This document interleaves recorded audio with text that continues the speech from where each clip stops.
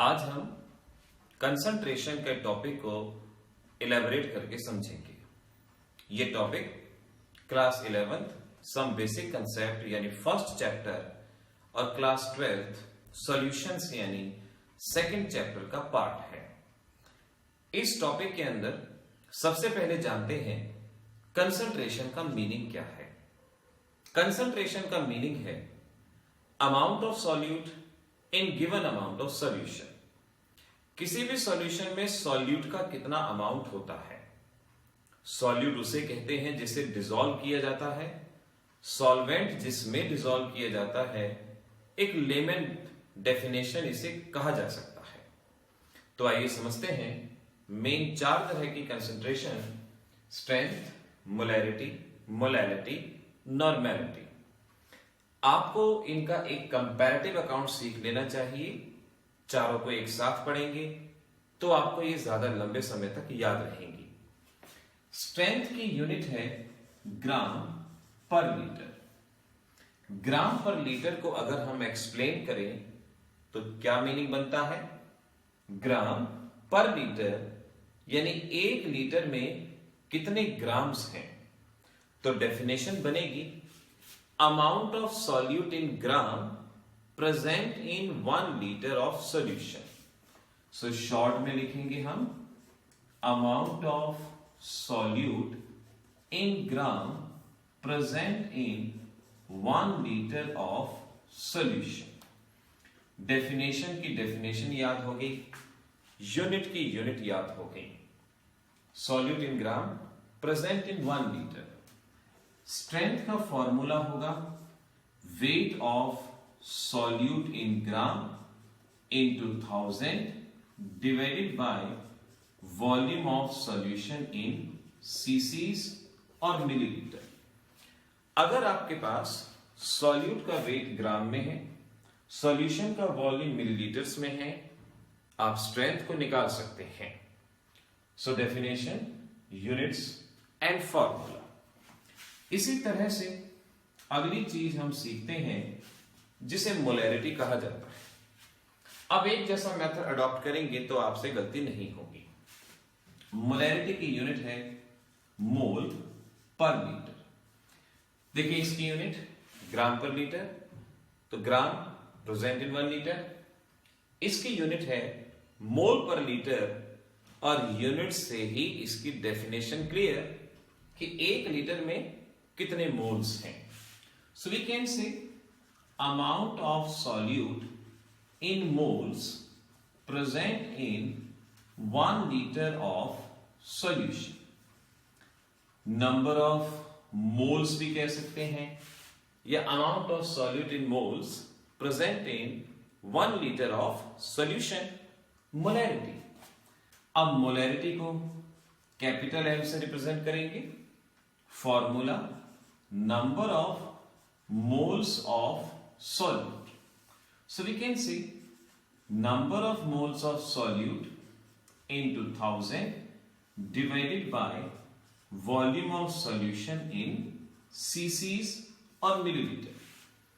Moles कहा तो moles लिया, ग्राम कहा तो ग्राम लिया। अब आप शायद जानते हैं number of mole weight upon molecular mass. मैं आपको याद दिला दूं, नंबर ऑफ मोल होता है वेट अपॉन मॉलिक्यूलर मास या number of particles divided by Avogadro number. ये दो नंबर ऑफ मोल की बहुत फेमस फार्मूले हैं। आइए इन दोनों को पुट करते हैं। Number of mole of solute, इसकी जगह पहला फार्मूला पुट कर दें तो ये बनेगा weight of solute divided by molecular mass of solute और बाकी same 1000 volume of solution in chassis. इसी तरह से अगर नंबर ऑफ मोल का ये फार्मूला पुट कर दें तो ये बनेगा number of particles divided by Avogadro number into 1000 divided by volume of solution in CC. इस तरीके से हम मोलैरिटी के फार्मूले को डेवलप कर पाएंगे कि volume of solution in CC, यहां मैं इसको ऐसे लिख देता हूं, वॉल्यूम ऑफ सॉल्यूशन।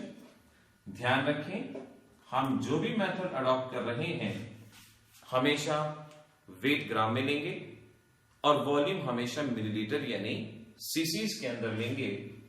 ये मोलैरिटी के 3 फार्मूले। अगर आपको न्यूमेरिकल में मोल्स दिए जाते हैं, यूज फर्स्ट फार्मूला, वेट दिया जाता है, यूज सेकंड फार्मूला, नंबर दिया जाता है, यूज थर्ड फार्मूला, ये सॉल्व हो जाएगा। यहीं पर एक और चीज आपको सीख लेनी है, डिमैलिटी। डिमैलिटी इंपॉर्टेंट मार्क कर लेना है। डिमैलिटी का मतलब है molarity at 0 degree, molarity at 0 degree centigrade. समझने के लिए ऐसे समझना है, लेकिन एग्जाम्स में जब आप लिख के आएंगे तो आप ऐसे लिखेंगे, number of moles of solute present in 1 litre at 0 degree centigrade temperature. डिमैलिटी याद रखिएगा, मोलैरिटी एट 0 डिग्री। इस तरीके से 4 टर्म होगी। अब आइए चलते हैं मोलैरिटी को एक्सप्लेन करते हैं। इसकी यूनिट है मोल पर किलोग्राम। ये मोल पर लीटर, वो मोल पर किलोग्राम, जिसका मीनिंग होगा amount of solute in moles present in 1 kilogram of solvent. यानी दोनों का डिफरेंस जान सकते हैं। यहां सॉल्यूशन था, यहां सॉल्वेंट है, यहां वॉल्यूम था, यहां वेट है। ये मोलैरिटी का बेसिक डिफरेंस है। मोलैरिटी को स्मॉल m से रिप्रेजेंट किया जाएगा और formula number of mole of solute into 1000 divided by weight of solvent in gram. मैंने कहा आपसे, जो भी वेट आप लेंगे ग्राम्स में, जो भी वॉल्यूम लेंगे आप मिलीलीटर्स के अंदर। अब नंबर ऑफ मोल्स, जैसे यहां हमने 2 वैल्यू पुट की, उसी तरह से ये बनेगा नंबर ऑफ मोल की जगह weight of solute in gram divided by molecular mass of solute into 1000 wait of solvent. इस तरह से ये फार्मूला बन गया। नंबर ऑफ मोल की दूसरी वैल्यू तो ये बनेगा weight number of particles, number of particles divided by Avogadro number into 1000 divided by weight of solvent. तो ऐसे बच्चों, स्ट्रेंथ, मोलैरिटी, डिमैलिटी, मोलैरिटी, ये हम यहां तक जान चुके, यहां तक सीख चुके। अब चलते हैं नॉर्मेलिटी पे। नॉर्मेलिटी का मीनिंग है ग्राम इक्विवेलेंट पर लीटर, ये इसकी यूनिट है। ग्राम इक्विवेलेंट पर लीटर, तो डेफिनेशन भी क्लियर हो जानी चाहिए। Number of gram equivalent of solute present in 1 litre of solution. अगर आपसे कहें मोलैरिटी और नॉर्मेलिटी में डिफरेंस क्या है, तो आप बता सकते हैं, यहां मोल्स थे, वहां ग्राम इक्विवेलेंट। मोल्स क्या होते हैं? Weight upon molecular mass. और ग्राम इक्विवेलेंट्स या नंबर ऑफ इक्विवेलेंट्स क्या होते हैं? Weight upon equivalent mass. Normality को आपको अलग से पढ़ने की जरूरत नहीं है, आप सिर्फ मोलैरिटी को सीखिए और ये ध्यान रखिए, normality is equal to acidity और बेसिसिटी। अगर आप एसिडिटी बेसिसिटी जानते हैं, मोलैरिटी जानते हैं, ऑटोमेटिकली आप नॉर्मेलिटी कैलकुलेट कर सकते हैं। तो इस तरह से ये 5 कंसंट्रेशन टर्म को हमने पढ़ा। डिमैलिटी की डेफिनेशन आती है, ध्यान से आपको सॉल्व कर लेना चाहिए। अब सपोज क्वेश्चन आता है कि 4 grams of NaOH, 4 grams of NaOH present in 200 cc of solution, density 1.2 gram per cc। आपको बताना है स्ट्रेंथ क्या होगी, मोलैरिटी क्या होगी, मोलैरिटी क्या होगी और नॉर्मेलिटी क्या होगी। इस तरह से सपोज कोई न्यूमेरिकल आ गया। Now you must understand numericals का डर बहुत सारे बच्चों के मन में बना रहता है। कभी भी न्यूमेरिकल आए, घबराने की बजाय पहले लिखो क्या क्या दिया गया है। हमें वेट ऑफ सॉल्यूट दिया गया है 4 ग्राम, हमें वॉल्यूम ऑफ सॉल्यूशन दिया गया है 200 सीसी, हमें डेंसिटी दी गई है 1.2 ग्राम पर सीसी। अब अगर स्ट्रेंथ निकालनी है आपको, weight of solute 4, volume of solution 200, और यहां से आप स्ट्रेंथ सॉल्व कर पाएंगे। 200 है, 1000 है, 5 पे गया, 4 से मल्टीप्लाई 20 ग्राम पर लीटर। मोलैरिटी बतानी है, वेट गिवन है, वेट वाला फॉर्मूला देखिए ये रहा, weight of solid 4, molecular mass इसका 40, और वॉल्यूम ऑफ सॉल्यूशन गिवन है। मोलैरिटी निकाल लेंगे, अगर मोलैरिटी निकाल लेंगे तो नॉर्मेलिटी भी हो जाएगी। मोलैरिटी है आपके पास, एसिडिटी बेसिसिटी, NaOH की एसिडिटी 1 होती है तो आप नॉर्मेलिटी भी निकाल पाएंगे। फिर बात आती है मोलैरिटी कैसे निकालेंगे। वेट गिवन है, वेट वाला formula, weight of solute 4 gram, molecular mass 40, wait of solvent नहीं दिया गया, वॉल्यूम ऑफ सॉल्यूशन है, यहां से आप वेट ऑफ सॉल्यूशन निकाल लें। Mass is equal to volume into density, 200 into 1.2, इस तरह से ये कितना आएगा, दिस इज 240 ग्राम। ये हमारे पास वेट ऑफ सॉल्यूशन आ जाएगा। वेट ऑफ सॉल्यूट है तो वेट ऑफ सॉल्वेंट क्या रहेगा, सॉल्यूशन माइनस सॉल्यूट 236 ग्राम, ये हमारे पास सॉल्वेंट।